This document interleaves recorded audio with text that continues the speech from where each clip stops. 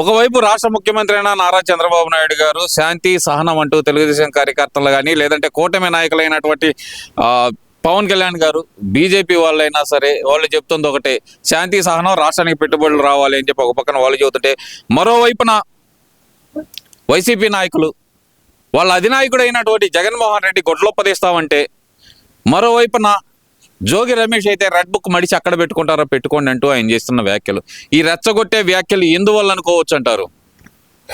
ఎవరైనా రెచ్చగొట్టినా రెచ్చబోయే పరిస్థితి లేదు. ఇప్పుడు పోలీసులు ఉన్నారు, మరి పోలీస్ శాఖలో జెంట్స్ ఉన్నారు, లేడీస్ ఉన్నారు. మాజీ ముఖ్యమంత్రి జగన్మోహన్ రెడ్డి బట్టలు ఉప్పదీసి కొడతానంటే మీరు ఎందుకు సైలెంట్గా ఉన్నారు? మీరు వెళ్ళి కేసు పెట్టాలి కదా, కేసు ఎందుకు పెట్టలేదు? మీరు పోలీసులా లేకపోతే వాళ్ళ కింద వాళ్ళ ఇంట్లో పనిచేసే వాళ్ళలాగా ఉన్నారా మీరు? అసలు గోర్ఖాల్లాగా పనిచేస్తున్నారంట వాళ్ళు, చంద్రబాబుకే వాచ్మెన్ లాగా. అసలుకి పోలీసులకి అసలు ఇది ఉంది, పవర్ ఉందా లేకపోతే ఏముంది అసలు అర్థం కావట్లేదు. ఇప్పుడు జగన్మోహన్ రెడ్డి పోలీసుల్లో జెంట్స్ ఉన్నారు, లేడీస్ ఉన్నారు, బట్టలు తీసి కొడతానంటే మీకు ఏడ తలకాయలు పెట్టుకుని తిరుగుతున్నారు బయట.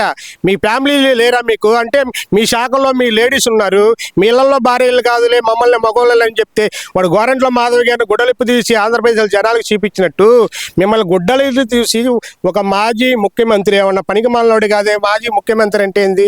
సీఎం తర్వాత సీఎం అంటే వాళ్ళు ఏదో పక్కన పెట్టినంత మాత్రం మాజీ సీఎంఏగా బట్టలు ఉప్పదీసి కొడతానంటే పోలీసులు ఏమైపోయారు?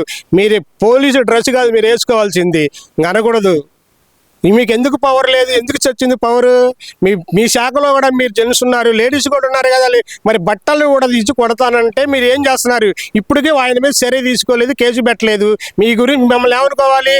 అప్పుడు సీఎంగా పదవి చేసినప్పుడు వాళ్ళకి అడుగులు మడుగులు వచ్చారు, ఇప్పుడు కూడా ఒత్తుతూనే ఉన్నారు. కానీ మీరు ప్రభుత్వానికి సహకరించి మంచి పనులలో సహకరించట్లే, మీరు అవినీతుల్లో కూడా ఇంకా సహకరిస్తున్నారు. మీ గుడ్డలు కొడతారంటే మీకు సిగ్గు శరం ఏమైనా ఉందా లేదా? మీ ఇంట్లో ఆడవాళ్ళంటే మీరు ఊరుకుంటారా? మీ శాఖలో లేడీస్ అని చెప్పి మీరు వదిలేశారు. మరి వాళ్ళు కూడా ఒక లేడీయే కదా, మరి మీరు పోలీసు డ్రెస్ వేసుకోకూడదు, ఇంక నుంచి మీరు మామూలుగా డ్రెస్ వేసుకొని తిరగండి. జీతాలు నోకటం కాదు, పవర్ చూపించండి, మీరు మీ సత్తా ఎంతో చూపించండి. ఎవరికి బట్టలు తీసి కొడతాడు? మీరు ఏమైనా సామాన్లు 25 సంవత్సరాలు మీ ఉద్యోగస్తులు మీరు. ఎవడైనా సరే సీఎం అయినా పిఎం అయినా కూడా 5 సంవత్సరాలు జనం నిర్ణయిస్తే వాళ్ళు పిఎం అయినా సీఎం అయినా ఎవడ ఎమ్మెల్యే అయినా ఎంపీ అయినా వాళ్ళకి అసలు ఏంది? రాజకీయ నాయకులకు అడుగులు మడుగులు వస్తున్నారు. మీరు పోలీసుల్లాగా లేరు. నాకైతే పోలీసుల్లాగా అయితే పవర్ ఏది? సింహం గాండ్రిచ్చుద్ది అంటారు, సింహాలు కాదు. మీరు పిల్లలు ఒక మాజీ ముఖ్యమంత్రి గుడ్డలొప్ప తీసుకొడతానంటే ఇంకా వాళ్ళ కింద పని చేస్తున్నారే. మీరు జీతాలు ఎవరు ఇస్తున్నారు? ఎవడబ్బా చెమ్ము జీతాలు తీసుకునేది? మీ జీతాలు కూడా ప్రతి పేదవాడు చెమట ఒడిచి పన్ను రూపంలో కడితే మీ జీతాలు ఇస్తున్నాడు.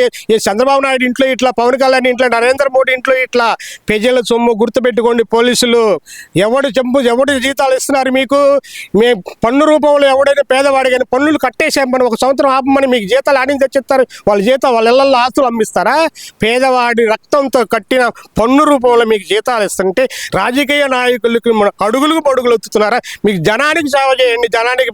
అంతేగాని పోలీసుల మీద కూడా మనిషి సత్తే ఇంకా టేజీని పోయి ఎవరికి చెప్పుకుంటారు? గుడ్డలు తీసి కొడతానంటే ఇప్పుడు చర్య తీసుకోవాలి. దేనికి తీసుకోవాలి? మీరు కేసు పెట్టండి వెళ్ళి ఎమ్మటే. జగన్మోహన్ రెడ్డి మీద ఎవరో గుడ్డలు తీసి కొడతారని మీరు మగవాళ్ళు అని చెప్పి మెలకొంటే మీ శాఖలో లేడీస్ ఉన్నారు, ఎందుకు కేసు పెట్టట్లేదు? అసలు ఎందుకు చర్య తీసుకోవట్లేదు? మీకు ఇంకా జగన్మోహన్ రెడ్డికి అడుగులు మడుగులు వస్తే మీ ఇష్టం, మీ తేడాలు మీకు ఏవా. ఎక్కడెక్కడో జమ్మూ కాశ్మీర్లో వాళ్ళు పోలీసులు అంటే వాళ్ళు త్యాగం చేస్తున్నారు, వాళ్ళు చెప్పుకుంటారు. కానీ మీకు అబ్బా పోలీసు డ్రెస్ వేసుకోవటమేనా? సరే, ఇదంతా ఒక లెక్క అయితే కనుక మళ్ళీ ఏంది జోగి రమేష్ రెచ్చగొట్టే మాటలు? రెడ్ బుక్ ఎంతకాలం పనిచేసిద్ది? ఒక 10 నెలలు పనిచేసిద్ది, లేదంటే ఇంకో సంవత్సరం పనిచేసి తర్వాత మరిచి అక్కడ పెట్టుకుంటారో పెట్టుకోండి అంటున్నాడు కదా. ఏందంటారు ఇదంతా? అసలుకి రెడ్ బుక్ అనేది ఎక్కడ పెట్టుకుంటారో మీకు తెలుసు, అమలు చేసే వాళ్ళకి తెలుసు. రెడ్ బుక్ ఇంకా అమలు అవుతుంది. ఎందుకంటే మీలాగా అరాచకాలు సృష్టించాలంటే ఎవడాల కాదు, చెయ్యరు. ఎందుకంటే మళ్ళీ రాష్ట్రానికి అభివృద్ధి చెందాలి. మిమ్మల్ని పట్టించుకుంటా ఉంటే, మీ పనికి మనల్ని ఎదవల మాటలు పట్టించుకుంటుంటే పైనుంచి నిధులు రావాలి, ఎవరైనా పెట్టుబడిదారులు రావాలంటే భయపడతారు, అల్లరి సృష్టించాలని చూస్తున్నారు. మీ వల్ల కానే కాదు. మీరు ఎంత సృష్టించినా కానీ మీకు క్లోజ్ అయిపోయింది. ఇష్టాసారంగా మాట్లాడే కాకుండా అదుపులో పెట్టుకుని మాట్లాడండి. మీకు దగ్గర మీ రోజులు దగ్గర పట్టి పక్కన పెట్టారుగా ప్రజలు, ఇంకా సిగ్గు రాలేదా? మంచిగా వ్యవహరించండి.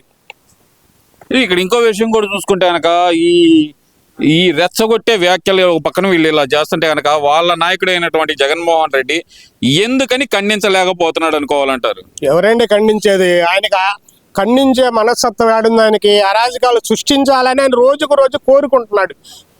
అరాజకాలు సృష్టిస్తే గొడవలు లేపితే రాష్ట్రాన్ని బస్టు పట్టేయాలని చూస్తున్నారు. అందుకని జగన్మోహన్ రెడ్డికి ఏ కాడికి సైకో అని చంద్రబాబు నాయుడు గారు ఏం పేరు పెట్టారు కానీ సైకోలాగా వ్యవహరిస్తున్నాడు. ఒక మానవత్వంగా మంచితనంగా ఎవరు వ్యవహరించట్లేదు వాళ్ళ పార్టీ వాళ్ళలో. ఆయనకే లేదు, వాళ్ళ పార్టీ వాళ్ళకి ఏంది? ఏమండి వాడెవడండి గోరంట్ల మాధవ్ అనంతపురం నుంచి గుంటూరు వచ్చాడంటే శ్రీబోలు కిరణ్ అరెస్ట్ చేస్తే వాడికి ఏం సంబంధం? అసలు పోలీసులు చూసుకుంటారు. తప్పు చేశానని ఒప్పుకున్నా కానీ మా పార్టీ వాళ్ళు అతన్ని సస్పెండ్ చేశారు. అసలు మీకు తప్పులు చేశారని ఒప్పుకునే సంస్కారం ఏమైనా ఉందే? అతనికన్నా ఉంది, సరే నోరు తప్పేదని చెప్పి. అయినా కానీ ఆయన టెర్రరిస్టా ముసుకేసి చూపిస్తున్నారు.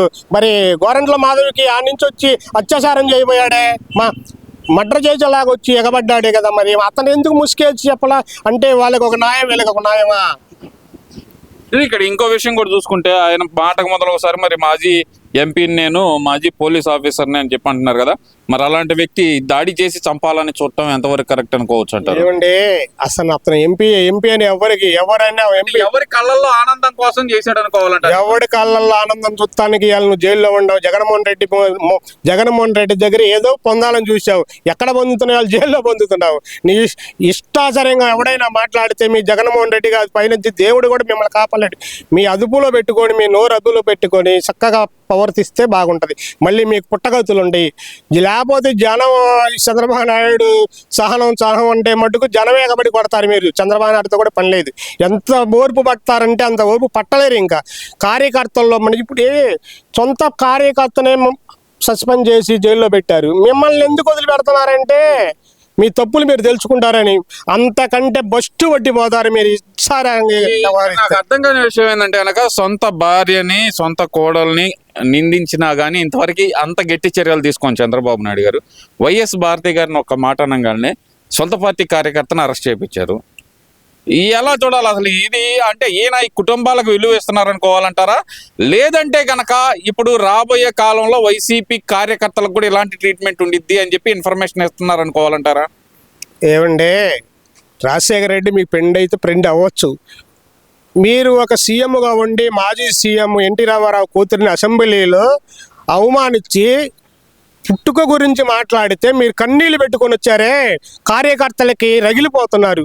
అలాంటి వాళ్ళు మీరేందో మరి ఏం తప్పు చేశాడని కిరణ్ ఏదో ఒక మాట అన్నాడు. తప్పులు అని చెప్పి ఒప్పుకున్నాడు కదా, క్షమించలేకపోయారు కదా.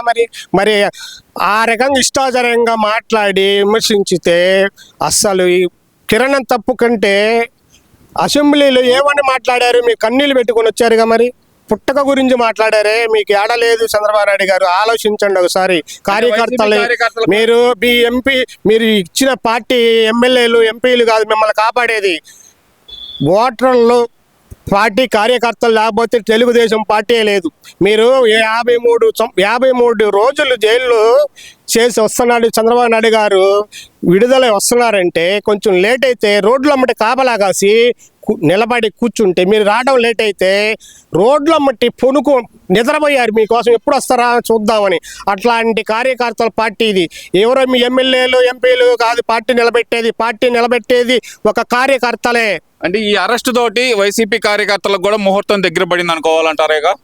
ఏమండి మా పార్టీ వాళ్ళు మా కార్యకర్తలు అయితే కిరణ్ అరెస్ట్ చేసిన కాడి నుంచి సర రక్తం మరిగిపోతుంది, పసుపు రక్తం. మరి ఒక పార్టీ కార్యకర్తను చేశారు కానీ అలాంటి అవమానించిన వాళ్ళని అట్ట విశ్వాసారంగా మాట్లాడిన వాళ్ళని వదిలేశారు. మరి మా పార్టీ వాళ్ళు మాకు రక్షణ లేదని చెప్పి కార్యకర్తలు రగిలిపోతున్నారు. చంద్రబాబు నాయుడు గారు, లోకేష్ గారు మీరు ఒకటే గమనించండి. మీరు ఎప్పుడు రెడ్ బుక్ తీయండి, పాయింట్ ప్రకారంగా గుల్లగా ఇచ్చేయండి వాళ్ళని. లేకపోతే వాళ్ళే మనల్ని రెచ్చగొట్టి పార్టీ వాళ్ళని రెచ్చగొట్టి ఏదో మాట్లాడించి ఇష్టాచారంగా ఏందండి వాడెవడు పచ్చ మీడియా మాట్లాడాడు, అది ఇష్టాచారంగా మాట్లాడటం ఏంది? అసలు వాళ్ళు మీ ఇచ్చిన అలుసు శాంతి అని చెప్పి ఇంకనైనా మీరు చంద్రబాబు నాయుడు గారు, లోకేష్ గారు మీ పార్టీని తెలుగుదేశం పార్టీని ఎన్టీ రామారావు గారు పెట్టిన పార్టీ బతికింది అంటే ఇవాళ ఈ రోజున బతికిందంటే ఒక పార్టీ కార్యకర్తల వల్ల బతికింది. ఎమ్మెల్యేలు ఎంపీలు ఏముంది, సీట్లు తీసుకుంటారు, వాళ్ళు సంపాదించుకుంటున్నారు. వాళ్ళు కాదు, మిమ్మల్ని జైల్లో పడ్డప్పుడు 53 రోజులు జైల్లో పడ్డప్పుడు కార్యకర్తలే మిమ్మల్ని కాపాడింది.